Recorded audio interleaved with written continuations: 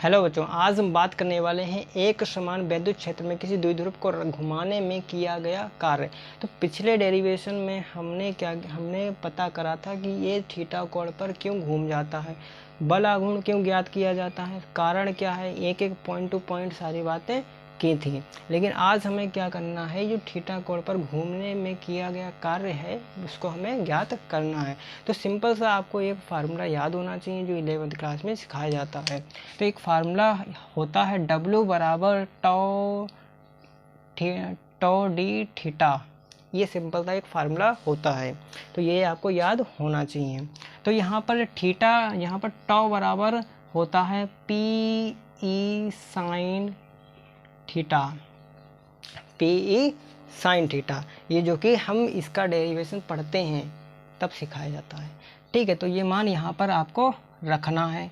तो ये हो जाएगा टॉ, यहाँ पर हो जाएगा P E sine theta into D theta. अब यहाँ पर डी थीटा मतलब छोटे से भाग के लिए हमें ज्ञात करना है। तो यहाँ पर हमें भी डी डब्ल्यू बराबर P E sine theta D theta रखना पड़ेगा। अब क्या, जब भी हम छोटे क्षेत्रफल की छोटे से भाग के लिए निकालते हैं तो क्या है, हमेशा हम समाकलन करते हैं। तो यहाँ पर भी हमें क्या करना पड़ेगा, W का समाकलन करना पड़ेगा और यहाँ पर भी इसका समाकलन करना पड़ेगा। अब कुछ बात ऐसी है कि यहाँ से ये थीटा वन से ये यहाँ पर पहले था इस स्थिति में, अब यहाँ से ये ऐसे घूमना स्टार्ट किया और यहाँ पर जाकर फंस गया। तो यहाँ पर थीटा वन से स्टार्ट हुआ है और थीटा टू पर जाकर रुक गया। तो यहाँ पर हम प्रारंभिक लिमिट अगर बात करूँ तो ये हो जाएगी थीटा वन और अंतिम लिमिट हो जाएगी थीटा टू। ठीक है, तो ये आपकी लिमिट इस तरह से रखना होगा। फिर बात यह है, जो आपकी राशि बदल रही होती है उसका हमें समाकलन करना होता है। तो यहाँ पर थीटा क्या है, बदल रहा है, तो इसका हमें समाकलन करना होगा। तो इसका और कार्य क्या है, ये भी आपका प्रति एक बिंदु पर बदल रहा है, तो कार्य का भी समाकलन होगा। कार्य का समाकलन हो जाएगा, ये हो जाएगा W, कार्य का समाकलन करोगे ये हो जाएगा W, और इसमें PE और साइन थीटा ये आपका नियत है, ये आ जाएगा बाहर।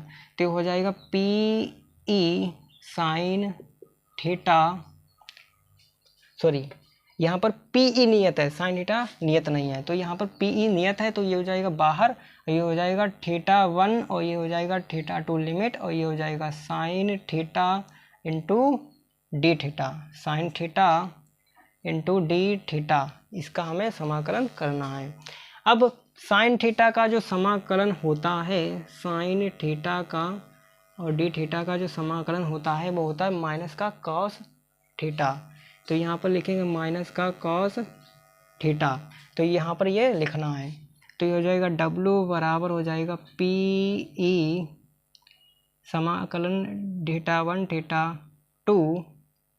अब इसका जगह समाकलन कर देंगे तो ये हो जाएगा माइनस का कॉस थीटा, और ये समाकलन हो गया है तो यहाँ से ये ब्रैकेट लगाएंगे, ये हो जाएगा थीटा वन और ये हो जाएगा थीटा टू, प्रारंभिक लिमिट और अंतिम लिमिट। अब माइनस चिन्ह नियत है तो ये बाहर आएगा, इसका समाकलन नहीं होगा। तो ये हो जाएगा माइनस का PE और ये हो जाएगा आपका कॉस थीटा, और यहाँ पर थीटा वन और ये हो जाएगा थीटा टू। अब अंतिम लिमिट, ये ऊपर वाली जो लिमिट है ये पहले रखी जाती है और बाद वाली लिमिट बाद में। तो ये लिमिट पहले रखी जाएगी, ये हो जाएगी कॉस थीटा टू और माइनस का कॉस थीटा वन। ठीक है, ये हो गया आपका समाकलन। तो माइनस का PE ये हो जाएगा W बराबर। ठीक है, अब क्या है, ये माइनस चिन्ह की अंदर से मल्टीप्लाई करेंगे तो ये हो जाएगा प्लस का था ये माइनस हो जाएगा। अब क्या है, हमें लिखना है थीटा वन से थीटा टू, यहाँ पर और हमें निकाला है थीटा टू से थीटा वन, तो उल्टा हमें लिखना पड़ेगा। तो ये हो जाएगा PE cos theta one minus cos theta two.